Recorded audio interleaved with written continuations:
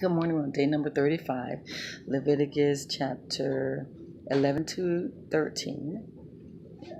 We are continuing the duties of the Levites, the priests, Aaron's sons, and descendants. But in this case, in these couple chapters, we're basically talking about what is ceremonially clean to eat.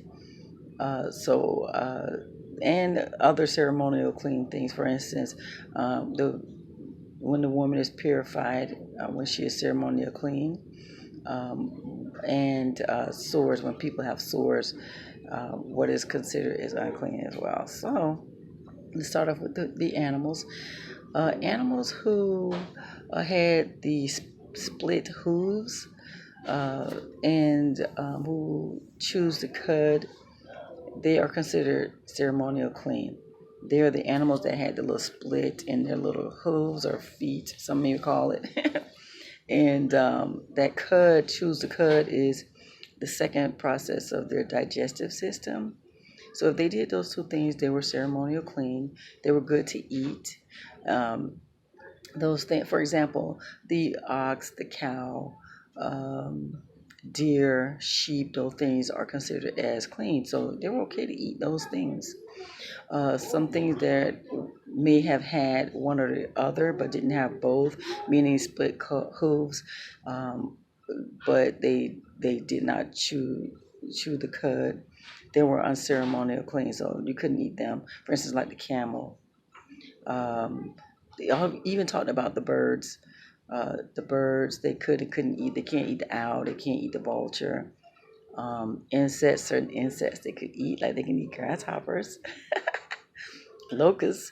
But the thing is, they were able to eat those things if they were acceptable, ceremonial clean, and those animals that were not ceremonial clean, they couldn't eat those.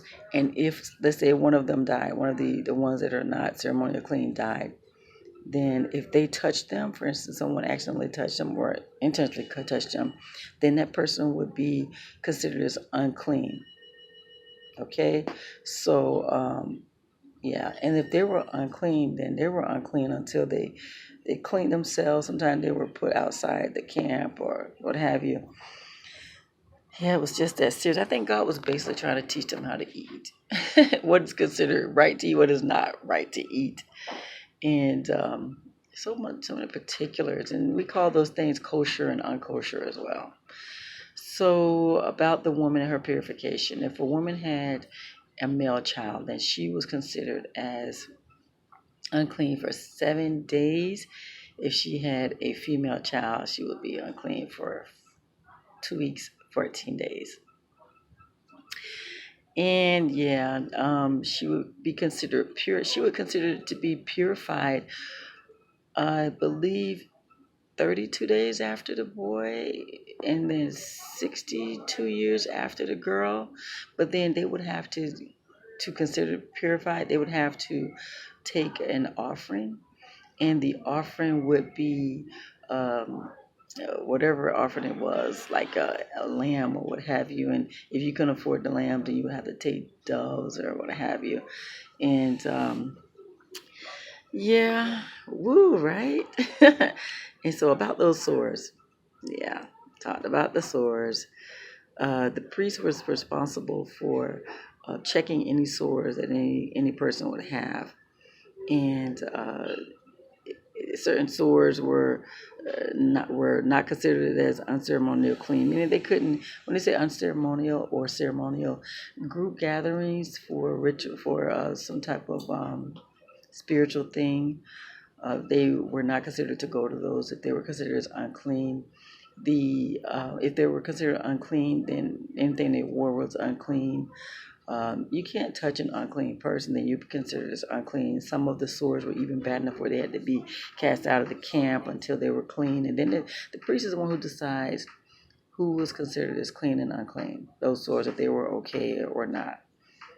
Seriously, right? But anyway, they are God's chosen people. They are God's holy people, and what they participated in had to be holy as well. The things they did had to be holy. When they came to the Lord, they had to be holy.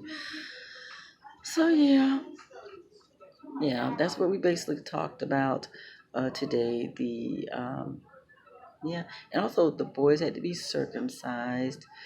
I think that's about everything that we talked about these few chapters. But again, guys, everything God calls for us to do is not just for nothing, not in vain. There's a reason behind it. A lot of times we need to ask God to help us to understand what those things were about and how does that affect us today. Because a lot of things that were literal back then are spiritual now, clean and unclean, holy and unholy. And God is more about the spirit, all about the mind, more than He is about the bringing of a lamb or what does He consider as purification. So again, a lot of those things were literal back then, and nowadays it is spiritual. So ask that you ask God to give you understanding. How does that pertain to us nowadays? So guys, that was day number 35, Leviticus 11 through 13. And yes, I'm still at the hospital. My husband had to stay another night at the hospital. So, yeah, I didn't stay the entire day with him, but I had to go help someone um, take care of some situations and had to regroup. And I came back last night, and this time I didn't sleep in the chair. I actually gave in to his offer that he gave the night before, which was to sleep in the bed with him. So glad I did. I slept so much better. And kudos again to the nurses. I got to give it to them because their job is not easy. And I'm sitting there thinking I just couldn't. But I thank God for the ones who can, who God blesses to be His little helpers. And yeah, so yeah, that was day number 35. And you guys continue the journey. Enjoy the scriptures. Enjoy the word and pay attention to the word. And if you don't understand it, just rewind it. Read it over, or yeah, ask God for understanding. And sometimes you might not get it right then. Just keep continuing pushing on. Sometimes God gives us understanding a little bit later. Either way, so yeah, let me show you again the room I'm sitting in. This is one part of the waiting room. This is another, the other side of the waiting room. I only come here just for the video. Other than that, I'm in the room with my husband. So you guys, again, have a blessed day.